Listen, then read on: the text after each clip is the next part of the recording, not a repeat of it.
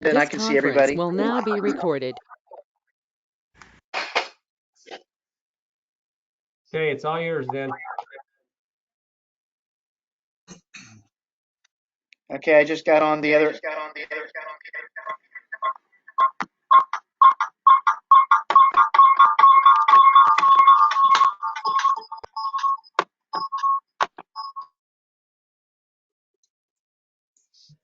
It happens. It happens quite often.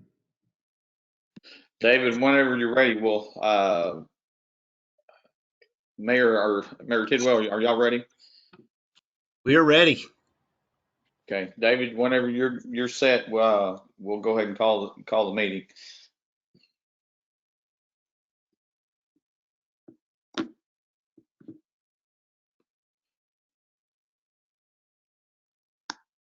Hey, Darren, you talking to me? Dave Street? Yes. No, he's talking to David Scott. Oh, David Scott, yeah. Okay. Okay, I am. I've got it 6:03. We'll call this meeting to order. On the agenda, we have the pledge. Are we going to forego that? Or are we going to try to do that? Ed, you got a thought? I don't care either way. We've been foregoing it on our meetings though, just because it's a little I think difficult. I would agree with that.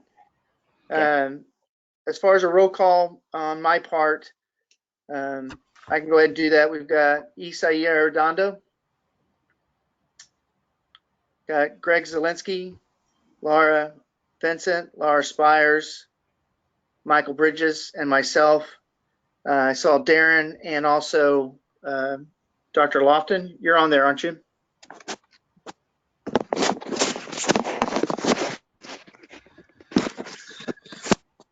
All right. Darren, is there anybody else? Oh. Go ahead, Ed. That's all we have. Okay, City, I believe I have everybody except for Frank. There's Tim, Dick, David, Arch, Don, myself. Yeah, everybody but Frank. Sandra.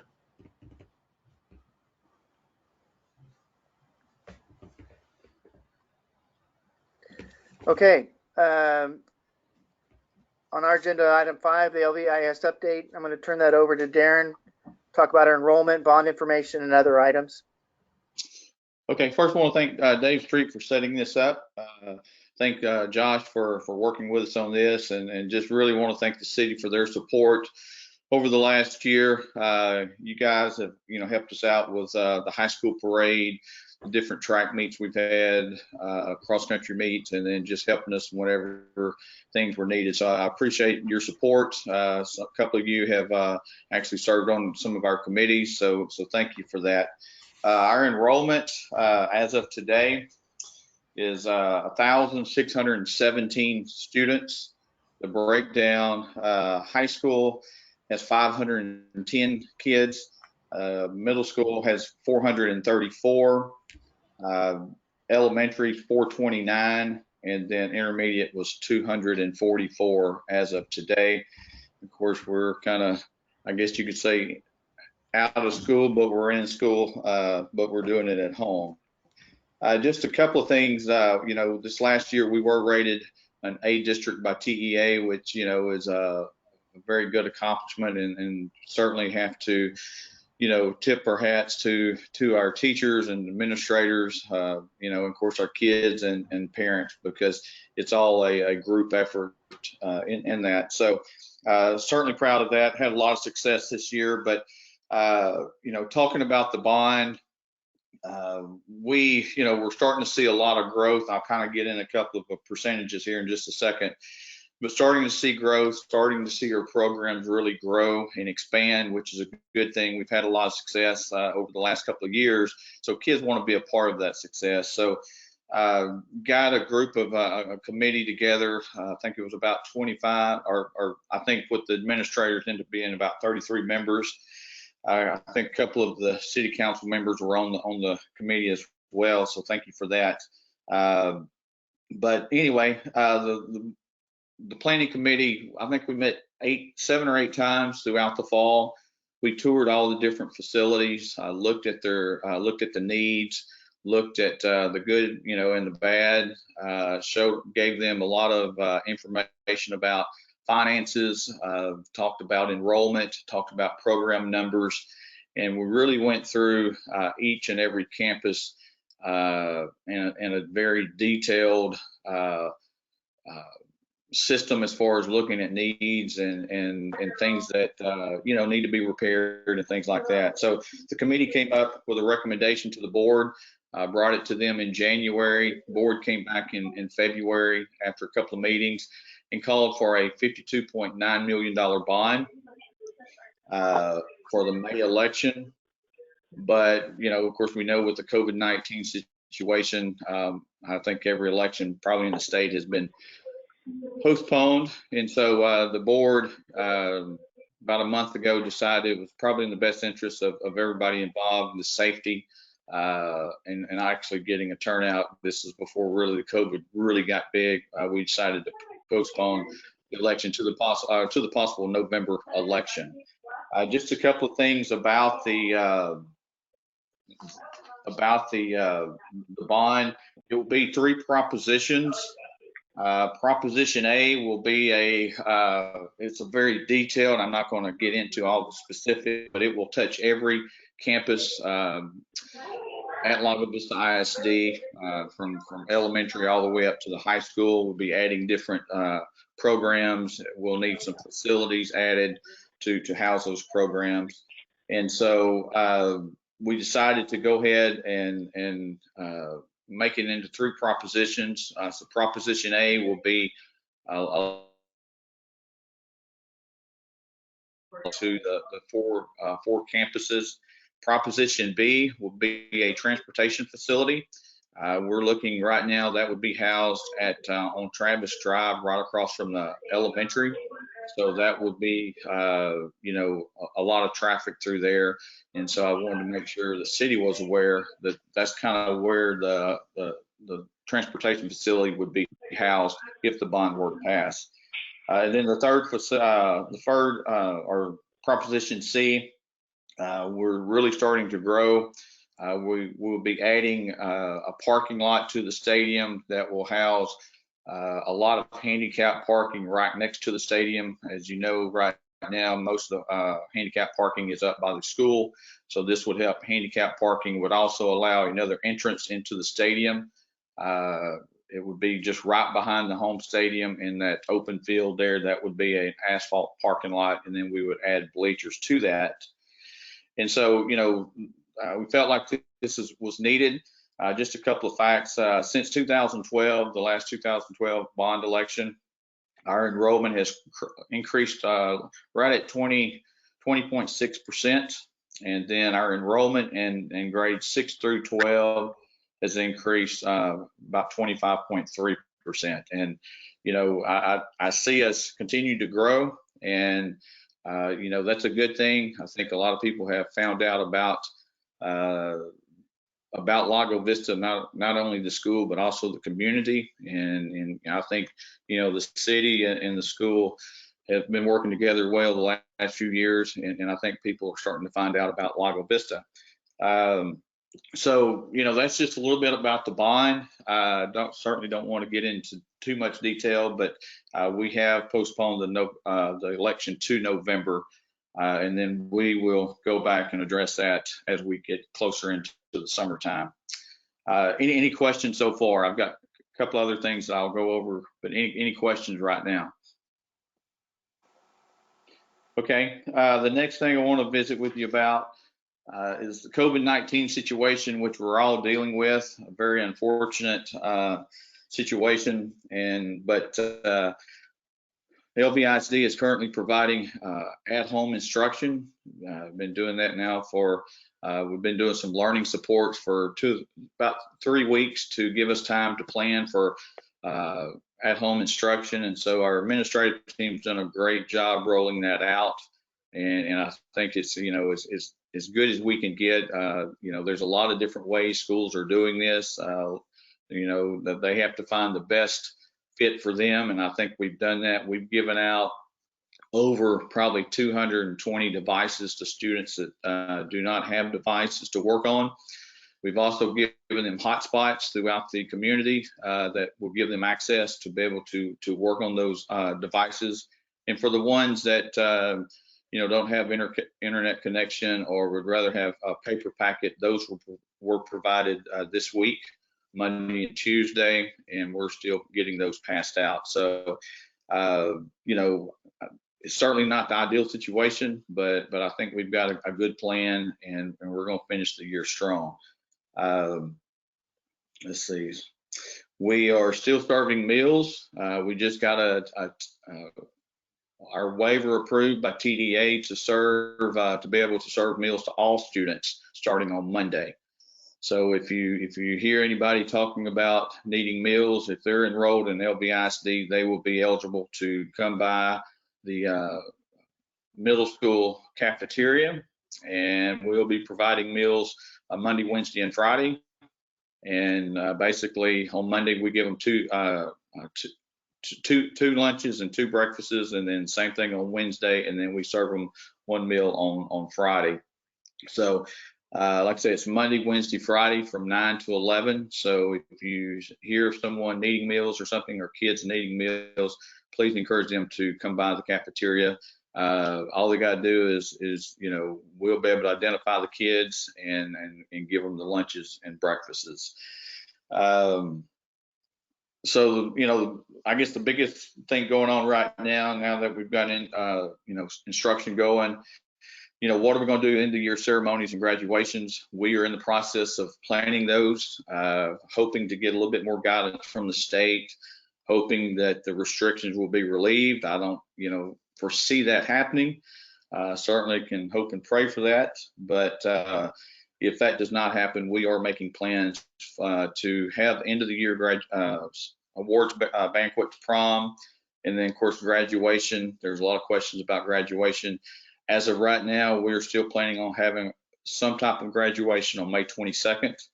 We're working on a plan right now to be able to provide the kids the ceremony that they deserve and the recognition they deserve. And, certainly feel for these seniors, this is probably the best time of their, school careers, walking down the halls the last month or so of school, knowing that they're going to be out and that's been taken away from them. So as a district, we're going to do our best to provide them a quality,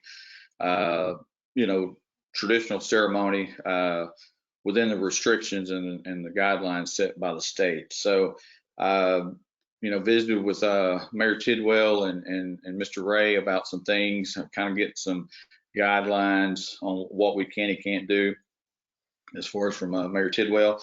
And then I also visited with them after, possibly after the graduation, providing a community parade for our seniors.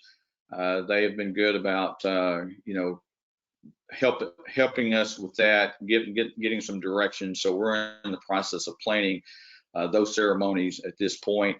Should be getting more direction from the state in the next few days, and then we will announce what those ceremonies will look like. So that's kind of the update of Lago Vista ISD. Certainly, when Josh and I started planning this meeting a couple of months ago, we weren't planning one meeting through, go-to meeting or having to do at-home instruction, but we certainly will have adjusted, and so that's kind of the update of Lago Vista ISD. Any questions or comments? I'll be happy to answer them.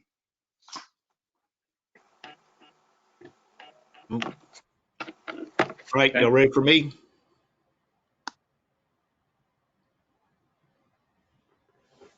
Okay. Well, I show to be next on the agenda, so I'll start. As far as this, it says kind of a state of the city on the agenda.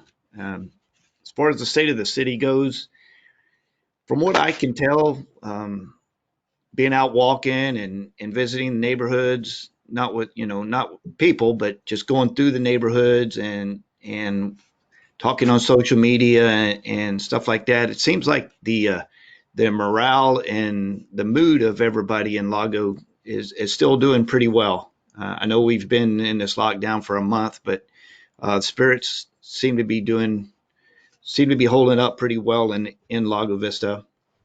I do have confirmation from the Austin Public Health Department that they have identified 3 cases in the 78645 zip code, and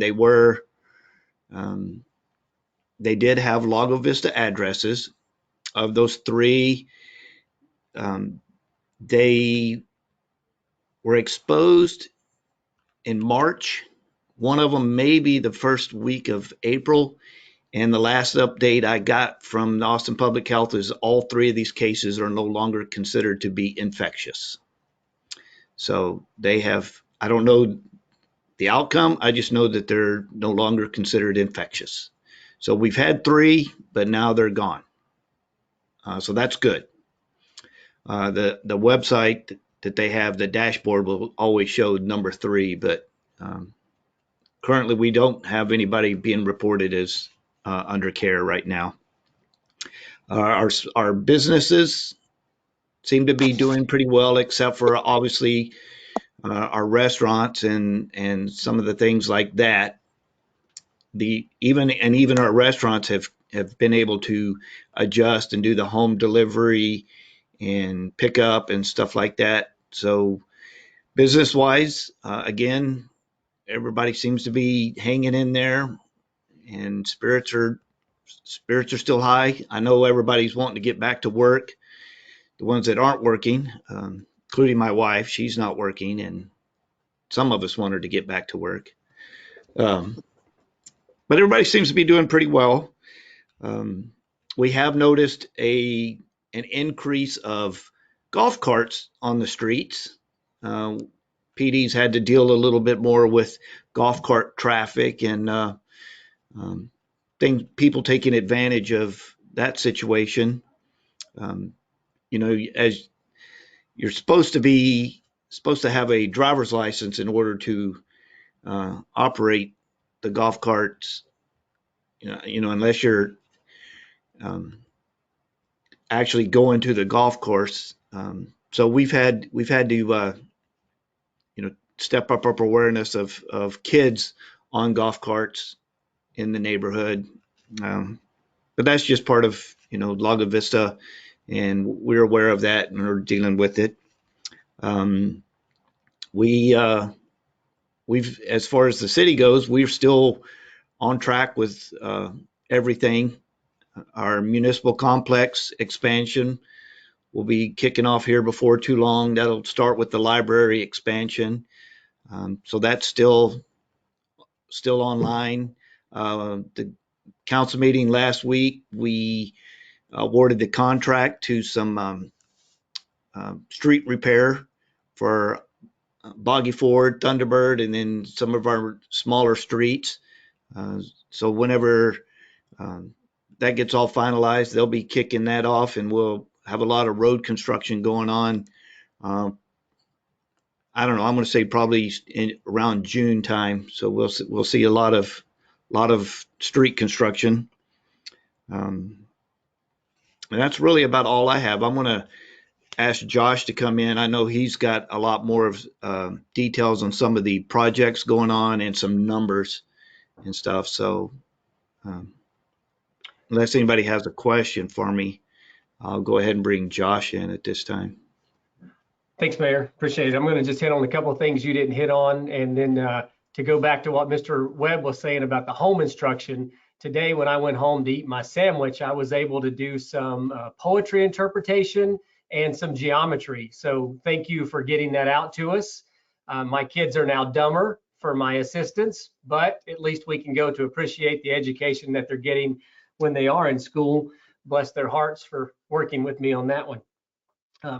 The projects that are moving forward, the mayor mentioned a couple, but the Civic Loop water line, that's the water line that serves the area around the elementary school. That project has now been completed and it is in service. So whenever the school opens back up, you should not see construction going on around the elementary school for that project. So we're very excited about that. The water tank, which you see located next to the Stago's new location, that project is online now, so you shouldn't see that on Loman Ford. You shouldn't see that interrupting any kind of traffic. Lago Fest for this year has been canceled. We were going to postpone it, but the fear is, as Mr. Webb already touched on, not understanding what the response is going to be moving forward. Lago Fest was scheduled for May. Then we were going to try and kick it out to September. Based on social distancing and the fear of COVID-19 pandemic, it has been officially canceled. So you will not have that event occurring this year. Currently, our response includes the city offices are closed to the public unless you have an appointment. The library has been closed completely. The sports fields are closed because those are typically larger groups that are interacting together. The golf course is open, but with social distancing restrictions in place. The sports complex project is phase 1. We hope to have wrap up in June, and then we're in the planning phases for phase 2 right now. So that's another one of those projects that we feel pretty confident that's moving forward, and you'll see some more success coming in and about. One of the items that we put on the agenda from last year, and it seems to be important for our development and growth kind of discussions, have been the total residential construction numbers. That seems to show value to our school board and to our community. What we saw in FY17, total residential permits in FY17 were 185, in FY18 276, and then in FY19 292. To date this year, we have Roy just sent me that number. I think it's 88, but that's about in line with what we see during going through the winter months and then coming out into the spring. We do see one of our larger volume builders, actually the largest, they're on pace to have a record year in Lago. So potentially to have 120 to 130 homes being built in Lago. What that means on the residential side is we know that the available houses are growing. We do hope that as people fill in their census information, you're going to see the change in our overall census data. We projected at the end of last calendar year, we projected our population to be 8,046. By the time the census comes out, if people are able to submit that information, we foreshadow that to be in the mid 9s and potentially even a little higher, just depending on how the population tends to ebb and flow. So we know that there's some growth there. And then the new values, we're seeing a little bit of growth in new values. A lot of people are getting their tax appraisal updates, either getting the card in the mail or you're checking them out online.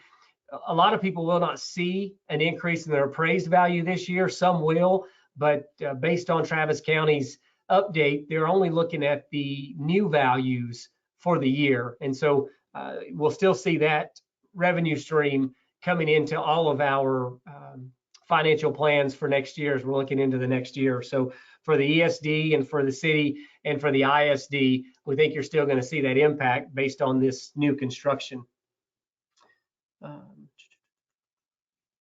Project-wise, I think that's the main projects that I had written down for the year. If there's anything that I missed, somebody just let me know and I can answer any questions on our side. Hey, Josh, I have a quick question. So as far as the sports complex, is there any public committee that is providing input into the design of the phases of that sports complex, or is that being done all internally within the city? Yeah, so the Parks and Recreation Advisory Board has been the beginning group that started that dialogue. There's not a committee outside of that group. And so now when we bring in the engineer to start looking at phase 2, one of our counselors mentioned going back and looking at, there's a 4-year or 4-phase plan right now that talks about the different aspects that'll be developed and when they'll be developed. One of the requests was for us to revisit those plans and to look and see if we need to move each individual impact item around on that list. So if there's some some input, I would say that for those next meetings, if you or anybody else want to be involved, I can send you those meeting dates, maybe to provide some input on it. But it's that Parks and Rec Advisory Committee that has that basic discussion. Understood. That would be great. Thank you for that. Yep, I'll send it to you.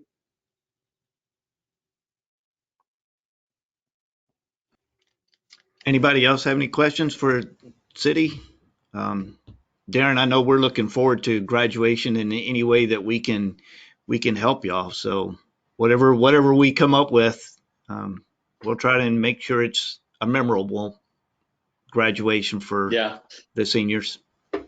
Okay. Well, when I finalize it, I probably will give you a call just to make sure, it's all within the restrictions and guidelines. I mean, it's pretty much what we talked about. What was it, Monday or Tuesday? But I just want to make sure before we announce it that will work. So. Right. We'll do our part for you. So whatever you can come up with, you just tell us to make it happen. And I talked to Fire Chief again this morning about some things and said, if the school needs us for these events at the end of the year, I know we'll all rally to make it an event. You don't even think about the idea that the seniors aren't allowed to have those last 2 months in the hallway, but obviously you've been in those hallways for years. You get that. Some of us have been graduated longer than others, and so you typically don't bring it back, but bringing it back into the house is incredible. So whatever we can do, if the mayor needs to dress up in a crazy outfit, I know he's got that in the repertoire. We're here to help. Hey, Josh, can I ask a quick question? You just brought up the fire chief. What is the status of our 2 new fire stations? Well, Councilor Collins and I were on a call with ESD President Mark Everett and with one of their members, Dick Bone, today. And what they alerted us to today, they hope by next month to have, since they're in basically they're in a holding pattern right now to figure out how they're going to have the performance bond and then a new general contractor to take over since the current contractor went bankrupt. They hope to have that plan by May. But the plan just means that the financial plan will be in place and they'll be able to select a contractor. From those of us that have gone through a similar process like this before, I would say that you're looking for a potential July, August, even September being a best case scenario for seeing the projects wrap up. I do feel confident that they're close, but bringing in those contractors and the new subs are going to be a little bit of a challenge just based on the way that performance bonds work. So let's just say that 2020 is going to be their year. They're going to get up and running, and pretty soon we're going to see operations coming out of there. And hopefully you'll see the fruits of those discussions about the training programs happening sooner rather than later with the high school. Yep, thanks. Darren? Yes, sir. Have you sent out anything that has a detailed list of what each segment of the bond is going to include? Dick, we have sent out, we created a community newsletter trying to, get as much school information out, not only to the parents and, but other people within the community that don't have kids or grandkids. So we've tried to get a newsletter started. Certainly you can go to our website and get on that. But to answer your question, yes, we have got it on our website. We were in the process of getting mailers sent out, information sent out to all the taxpayers and registered voters that were within the Lago Vista School District. But when we were getting that process started, the COVID hit, and we felt like it'd be best to wait until we get a little bit closer to the election time to get that information out so people wouldn't forget it or lose it, and we have to go back through that. But you can go to our website. That is on there, and also you can go to our website and sign up for a monthly newsletter. And any changes that occur, with the school or bonds or whatever case may be, that information will be given out monthly. So, so nothing has been for sure sent out, but but we do have it posted on the website, and we were in the process of sending things out before the COVID hit. So, Well, we have a new city app that people can put on their phone, and would have to ask Josh how many people we now have on that app. But I'm thinking that if you sent that information to the city, that we could possibly put it on that city app and put it on the city site to help distribute it, because the big thing that's going to make this thing fly is people being informed about what it's going to do, what it's going to accomplish, and why our kids need it. right. Yeah. Yeah, when we Yeah, get closer working with Mr. Webb, we'll put the same information online. That'll just help on the education side, just like with any of the bonds. Our goal is to make sure that we educate the citizens before they get there to vote. And then like Mayor Pro Tem Weatherly said, we'll push it out on the app, not only reminding people about the bond documents, because I know I've seen a couple of those documents, but we'll also remind them on the early voting dates and the election day, just to make sure we're driving people out to vote, and whichever way they vote, we'll continue to educate them. Yeah. Right. And then Dick, also to answer your question, I had about 18 speaking engagements lined up throughout the community, and all those are for sure have fallen through, because of the situation we're in. So as we get closer, yes, we will be getting, because I do want the people to vote and make an educated decision, whatever that may be. So yeah, we'll get something on. Yeah, if we get them on the city sites, I think that will help. Not everybody goes on the school site, but we have a lot of people that go on the city site. So I think getting that information on the city site would be a real advantage. Okay, I appreciate that. And Josh, I think you sent an email earlier today. I hadn't had a chance. I'll touch base with you tomorrow or sometime. It's just me pushing you to share the app with as many people as you can. And since there looks like there's 28 people on here, and there's so far in our first 2 weeks, we're at 824 users on the app. If while I'm watching, everybody wants to download it, I'll watch the number grow. If not, I'll know that you people could care less about what I'm saying and get the point and stop talking. I'll start checking phone numbers. If I see that Mr. Webb and Mr. Scott haven't downloaded it yet, then I'll send you a personal message. I think it's really important that. that we get that on the app, because, and I didn't know that you had a city app. So I think that's going to be huge to get that out there to people that aren't firsthand in the school system, that live in Lago. Yeah, this is 2 weeks of having that app. And, the way we do anything here in Lago, as you know, is to push things through social media. And so the challenge is we hand it to one person and hope they hand it to the next 48 people that they interact with on Facebook, and then we get more people.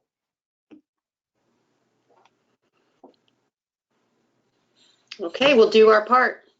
Thank you much.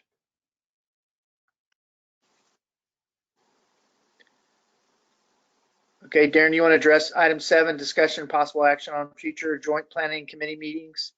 Yeah, I was just going back and looking at previous minutes and meeting notes, and I think when we kind of, the interlocal that was, I think, approved in 2017, I believe that's the date. We talked about we would meet every spring, but I was looking at the interlocal agreement, and it talked about we would meet, well, let's see, no, next year will be 21. I think it just talked about we would meet every spring just to give updates about the school district and the city. And then also I think it talks about the water taps being discussed in 2022, if I'm not mistaken. So I would just say if it's, if the council is good and the city's good, we'll continue this meeting. And then, if we need to meet more so, if things are coming up that's going to affect both entities, that we can call another meeting. But I would recommend us continuing to meet sometime in the spring just to give updates from both groups. But and Josh, I don't know what your thoughts are. I agree. I think it's great. I think if we keep the line of communication open, the good thing is that we're finding a way to interact with multiple members from both entities on different basically inter-profession groups now. So whether we're texting Michael Bridges to go play golf and he keeps turning us down, or you're bringing council members onto the planning task force, I think there's a value add there. So the communication lines seem to be open, and I think it's working. So unless something comes up, I think the 1 year works good for us, Mayor. Yeah, and I believe it's pretty easy these days because we're communicating a lot. It's pretty easy for us to just get a hold of each other and say, hey, we've got some information we need to share with the school board, or the school's got something for the city, and we can get something together in no time if we need to call another meeting. So Okay. I think it's good. Yeah.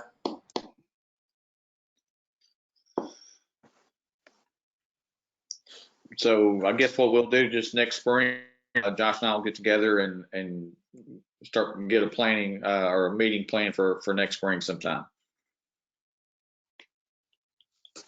Hey, Sounds good. David, real quick. Good. Yeah, do we want to take any questions, comments from the citizens that are logged on here?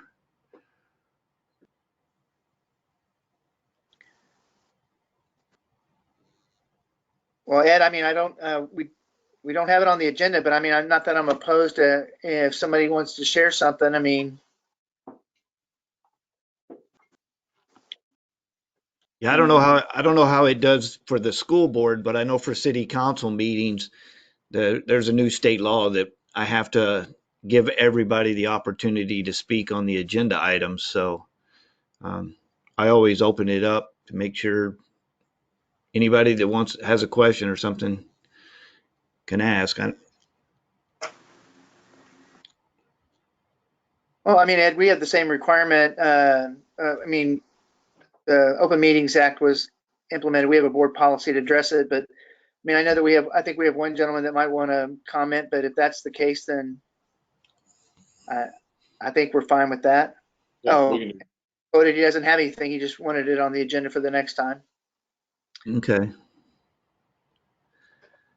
Aaron and Josh, we'll have to include, we probably need to include that or have some discussion on how we would handle that for the next meeting. Okay. Yeah, Sounds good. that's my oversight. We looked at it and just didn't even add it back to it.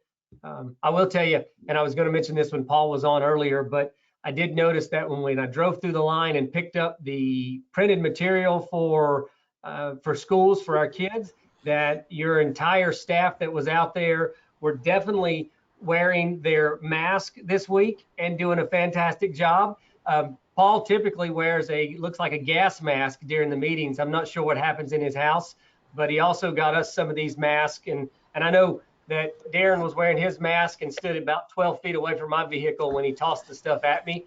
And so it's good to see us all looking and using the social distancing. I know it creates a challenge for us, but there's a value add in doing our part. So I just say it again to each of you elected officials, thanks for making it happen for us, because we understand this daily process of having to do our part, and just doing the meeting this way is a value add. So thank you guys for making it happen.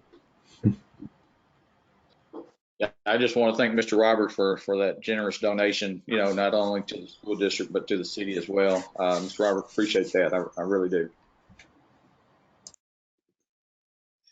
And it was the hottest day of the year, I think, when we were handing those things out, because those masks are not cool for sure. A lot of sweating was going on for sure.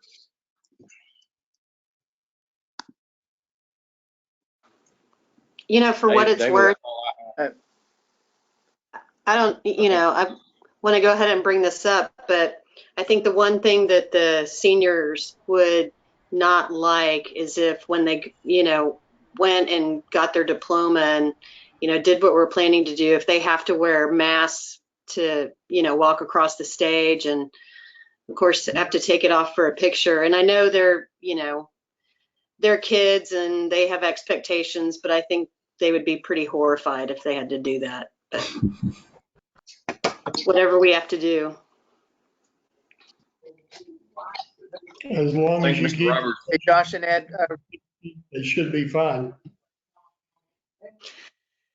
Did Mr. Roberts have, I think he's got his hand up. Yes, sir. Just real quick, I just want to share this with all of you since you're all influential members of the community so that you can be aware. Let me just pull up my list real quick. Stand by just one moment. You got 3 minutes. Oh, thanks. So just so you know, in case anybody asks any one of you where they can go get a mask,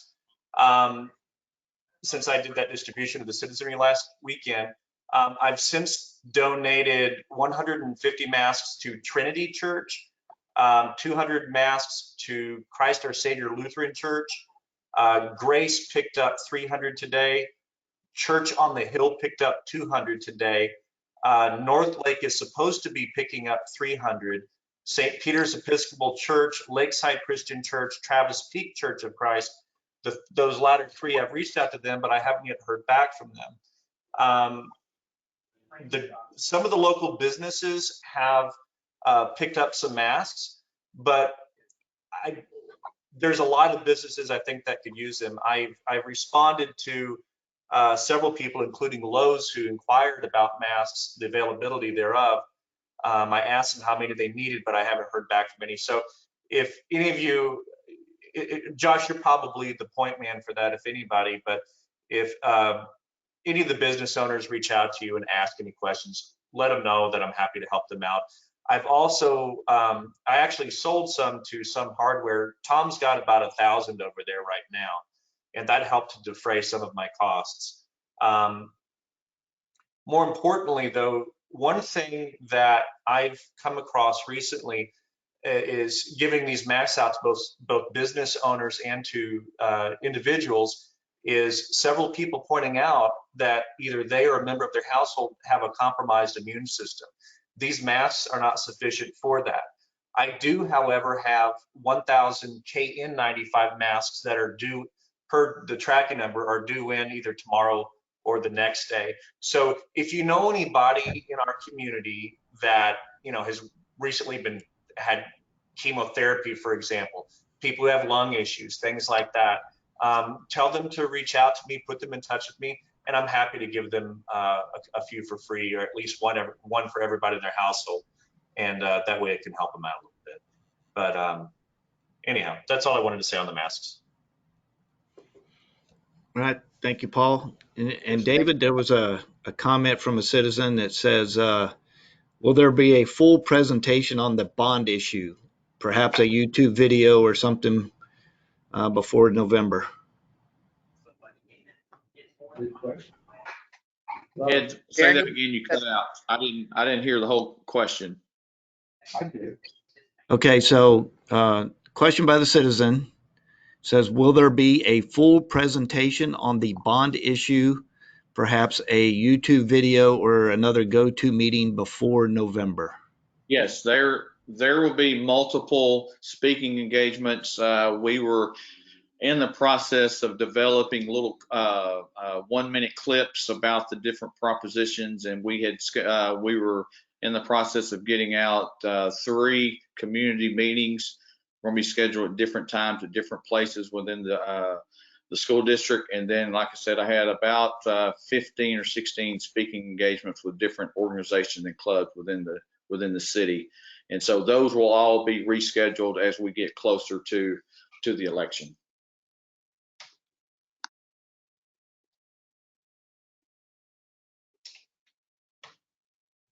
David, that's all I know of, so. okay. Is there any other business? Okay. So if that's the case, then I think we're at 6:40. I've got about 6:45. This meeting's adjourned. Gentlemen, thanks. Ladies, thanks for participating. Thanks, everybody. Thank you. Thank you. Bye, everyone. Bye, everyone. Thanks. Thank you. Thanks.